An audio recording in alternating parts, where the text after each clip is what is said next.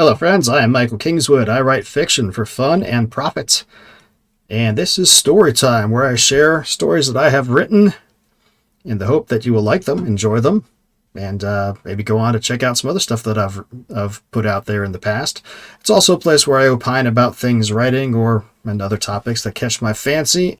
And today we're going to go through a video I came across last week as I was going around doing my things, listening to people as I was taking care of business, and I came across this nice lady here who Myths and Makers, who is clearly very new at the video making thing. When I met her last week, she had 9 subscribers. Now she's up to 17. So hey, outstanding. And she's got this one video that I liked what she had to say, and thought there were some good nuggets we can dig into as far as writing and philosophy about writing and how to, be productive while also being not getting distracted when your dog walks into the room like I am right now. Hey, sweetheart, sit down. Sorry. Anyway, let's see what she's got to say. I liked what she had to say here, but I think there's some stuff that I would like to opine about as well, based on what she said. So let's go. I've written 7 books. I've never published any of them, and it's not because I failed. I've always been a perfectionist. I've also always had this internal clock telling me that I had to get things done on a specific timeline. It meant that I wasn't good enough. I felt this pressure to achieve everything quickly and effortlessly. It had to be both, or else there was no value to it. Instead of something I loved, instead of it being an escape, writing became a pressure. All of this was because of a self-imposed deadline. A deadline that constantly made me feel like I was failing. And that's a real thing. For me, I find if I don't have deadlines, I slack off and don't get the things done that I say I want to. But that's me. If you turn your writing, there's a bunch of different ways you can do this. But a bunch of different ways you can turn your writing into something that is really important and stressful instead of something that's fun.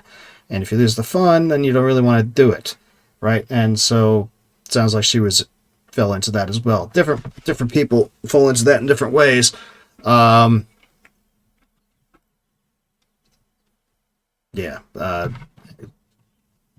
react differently from her as far as deadlines go, but the principle there is the same. Eventually I decided, yes, productivity is important. Discipline is important. We need to have goals. We need to have maps to achieve those goals, but it shouldn't cost us our mental health. And at the end of the day, it was. I wanted to make something beautiful, something that I was proud of, something I'd be proud of showing to other people.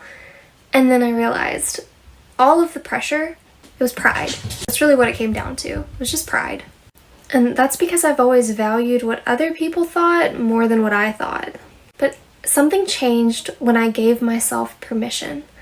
I gave myself permission to take my time. Yep. That is, a lot of writers have excessive worry about what people are going to think about their work. We talked about that the last couple of days, talking about feedback and some other things like that. The obsession over beta readers.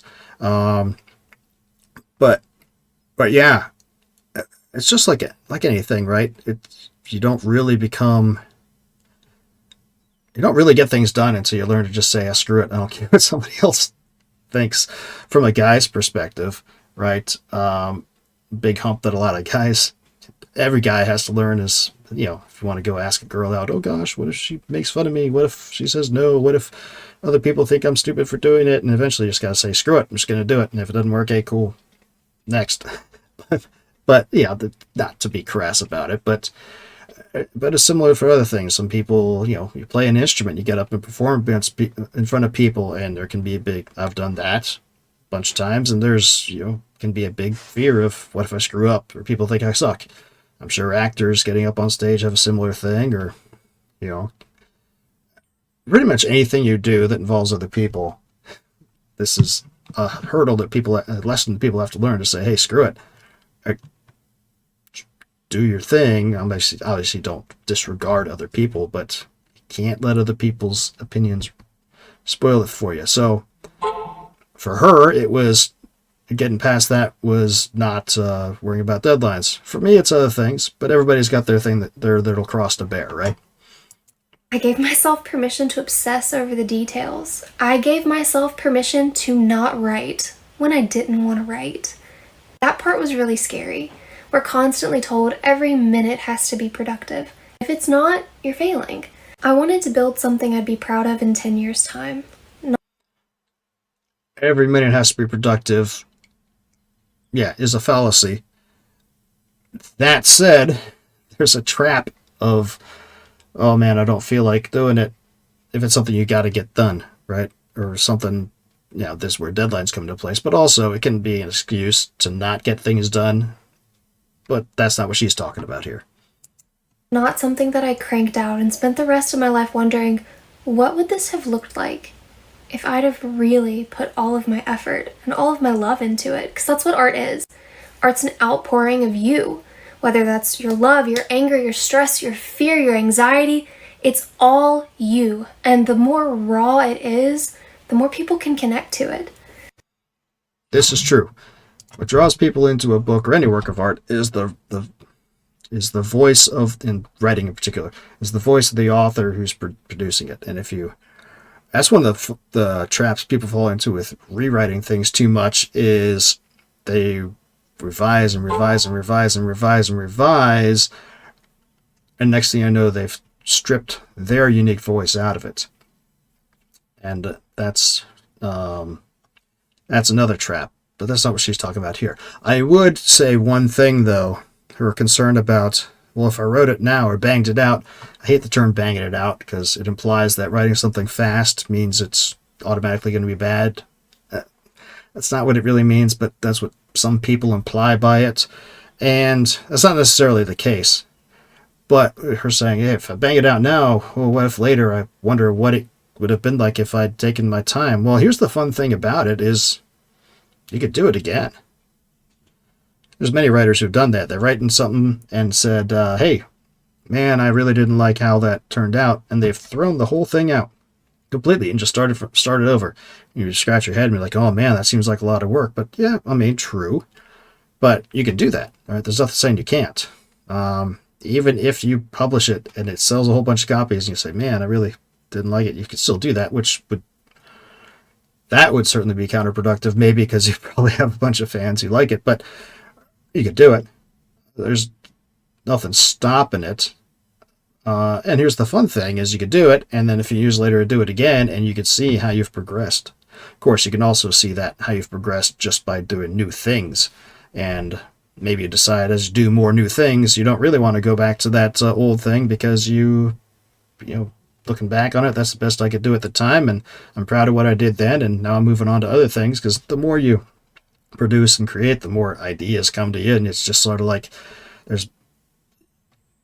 you can revisit the old thing, or you can continue on with new stuff. Both are valid. But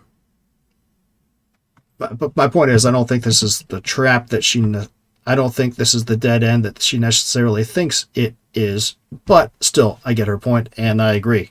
Everybody's got to find their own process that works. So, aside from just reclaiming my joy, which is not exactly the most helpful advice to give to somebody, here's a few things that have helped me write 7 books, even though they're not published yet. They probably won't be for a long time, but they are coming. Make a sandbox. I would get so hyper-fixated on, if I'm writing this, is it perfect? Is it meshing with my story? Is it what I want it to be? I needed to create a space where I could write and I could exercise that muscle, but it wasn't locked in. And it also didn't affect my story. So I would have 2 different drafts. I'd have my sandbox draft, and then I'd have my final form draft, if you will. And of course, caveat, final form is always subject to change. But it was the pieces I knew in my bones. I want this in my story. The sandbox was everything else. It was little side quests. It was all of the daydreams that get in your head and you can't stop thinking about them. Or If I was having a bad day and I knew it's been a while since I've written, because I want to preface this. When I didn't make myself write every day. Like they'll tell you, set a 60-minute timer every single day, write no matter what. I like to power lift. To me, that advice is like saying deadlift every single day. Doesn't matter how sore you are, how overloaded your CNS is, deadlift every day. You're going to get hurt. And then you're not going to be able to deadlift for a really long time. That advice is not productive. But you also can't go months without deadlifting. So I would write regularly. I just wouldn't force it because I was being consistent. And that's the thing with discipline. Discipline isn't exactly showing up every single day at the exact same time. That's rigidity. Discipline is being able to walk away and then walk back. Well, there's a balance, right?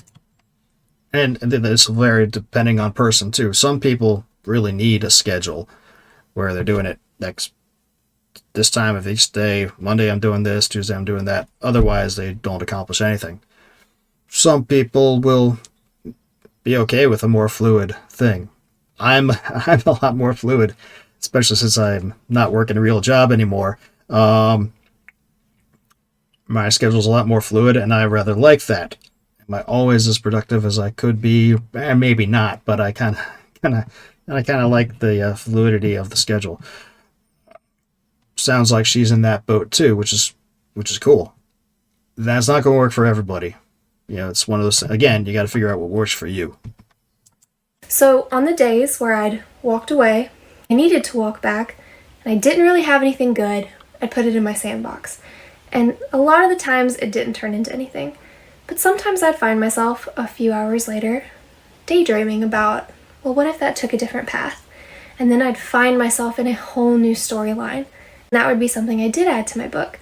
And that happened often enough. This one-person perspective book turned into 6 people's perspectives, which is why the book turned into 7, because there's so many things, so much depth and richness that came into this world because I allowed myself the time. Yeah, I was about to say, the cool thing about that sandbox idea that she does is those are all little story seeds for, maybe you're not, and I've got a few things like that too, stories that I started but haven't finished, but it's like, man, this cool nugget to come back to. Or a lot of people do that. They'll jot down ideas or whatever and visit it at some point.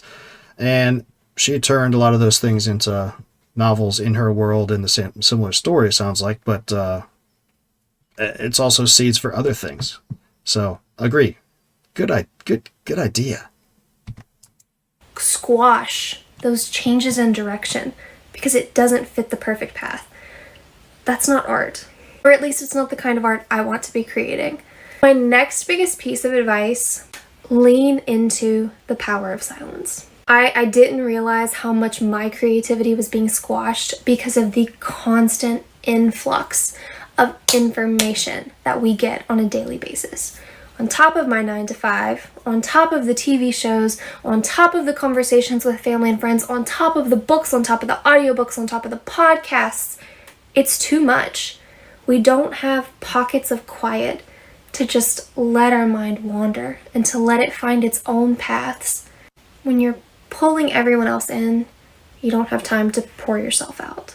When you're in the quiet, really focus on where your mind goes, because that's going to show you where your passion truly lies.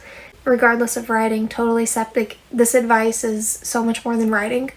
When you're alone with your thoughts, where your mind wanders is where you need to be and where you want to be. Yeah, I think we all recognize that things are very cluttered these days, and yeah, there's a lot of distractions out there, and I agree. Clearing the distractions is definitely, yeah, it's hard to get past all those things. That's why a lot of writers will go and do like retreats. They'll just go rent a room someplace for a week and just go and write or whatever, or just go for a hike out in the woods. Different people have different ways of doing it, clearing the mind. But yeah, I agree completely.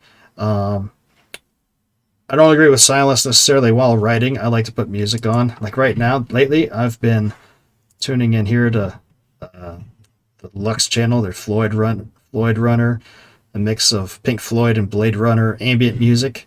I was like, how could that possibly work? But it does. It's great. It's especially since I've been writing science fiction the last few months. It's like, man, it's just. I find for myself that having music on when I write is helpful, but not everybody does. That's a different form of silence than what she's talking about. But again, agree. Just opining about my own thing here. All of this to say, no, I'm not published yet.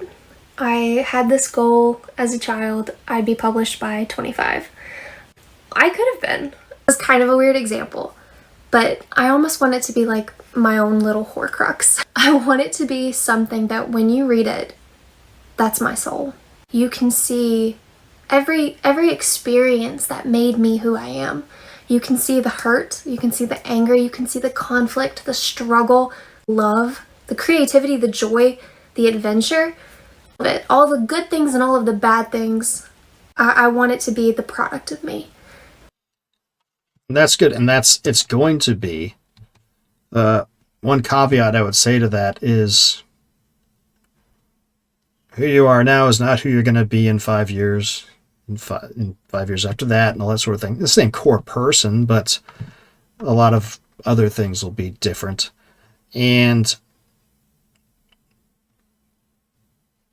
if you hold off too long, you kind of deprive people of showing the you that was there when you now. If you wait too long, yeah. Now that's assuming you don't write anything more, right? If you just get this big, if you tinker and tinker and tinker and tinker, you kind of deprive people of where you were now. If you continue writing more stuff, and then you just hold off on releasing it all at once, then okay, then yeah, other people will get the timeline picture of your development, if you will.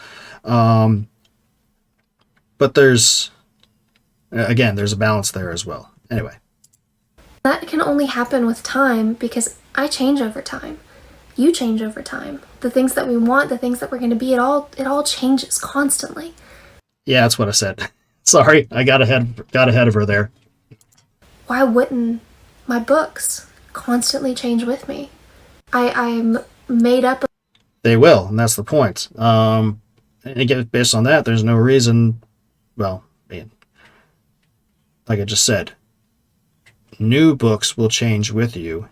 If you're constantly revising the same old books, they'll change, but nobody will ever see the original version that you were able to produce at the time that you produced it. Anyway, I already said that. Anyway, go ahead. Of a million different stories, and I want to get as many of them in there as I can. So no, I'm not published yet, but I'm writing better stories than I ever could have under pressure. And if you're out there with a half-finished draft and a head full of pressure, you're not behind. You're building something real. You're building something that's yours. While my channel is new, I don't have a catalog of books. I have a lot of projects coming up. I mean, this channel is kind of going to be my sandbox, for lack of a better term. I'm going to just throw all the little bits of my soul at it and see what sticks. But I'd love for you to be on that journey. And this is a very vulnerable video for me. In my pajamas, with wet hair, pouring my heart out to a void that is so oversaturated with creative minds, creative hearts, creative people. And it's such a shot in the dark that I'll be seen amongst those. But you miss 100% of the shots you don't take. Wayne Gretzky, Michael Scott. I truly would love to know your thoughts. I'd love to know if this resonated with you at all, if you found any of this advice usable, if you think I'm completely crazy. I think that too. It's okay. But I hope you all have a wonderful night, and I hope you go play in your sandbox. Right, so yeah, that's good old Myths and Makers with her cool inaugural video, which I agree a lot with. And I subscribed to her because I liked what she had to say. It'll be interesting to see what she comes up with. Don't mistake my thoughts there for critiques on her thought process. Not at all. I think I said I agreed with pretty much all of it. But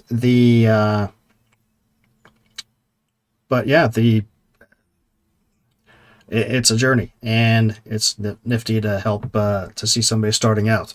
Anyway, since she's new, I just wanted to show a little light on there and give my little thoughts as well. If you haven't checked her out yet, go give her a subscribe. That'll be cool.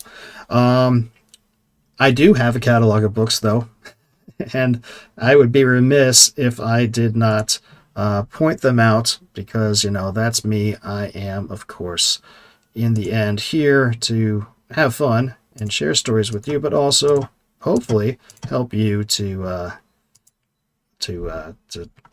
like what I do and go find them out. So anyway, here, michaelkingswood.com/store is where I've got the books that I've written. Not all of my short stories are up there yet. I think I already said that, but a bunch of other things are. And I have the files for Warfare Qualified done, so I'll be putting that up for pre-order here. Now, here's 2. Oh, wait, when am I? Oh, let's get back over here to my main Amazon page. Here's my main Amazon page, and you can see all of my good stuff here, all of the books. I had copied my my bio from this page in order to copy it into Warfare Qualified as I was finishing up the files the other night. Anyway, you can find me here on Amazon. That's where I am at. If you go over to michaelkingswood.com/books2read, the number 2, it's another way to find me. You can scroll through all my various covers, click on one, and then you can go and it'll show you where things are in all the various stores, and you can have fun with that as well. If you don't want to buy a book per se right now, that's cool. I also have my fun little Substack here, michaelkingswood.substack.com, where you can read stories, the stories that I put up here on the channel and other ones, so that you can enjoy, have fun, and stick around, subscribe to the Substack channel, and have more fun stories coming out as they go. So all kinds of stuff going on. It's Thursday now. On Saturday, we're going to be sharing here a story. I said it before, featuring one of my favorite characters, Dustin Cofield, an elf exterminator. He goes ridding the world of the scourge of rogue elves so that Santa Claus can maintain his production without them undermining him. Dustin is a secret agent. He works for an agency that nobody knows about because it doesn't exist.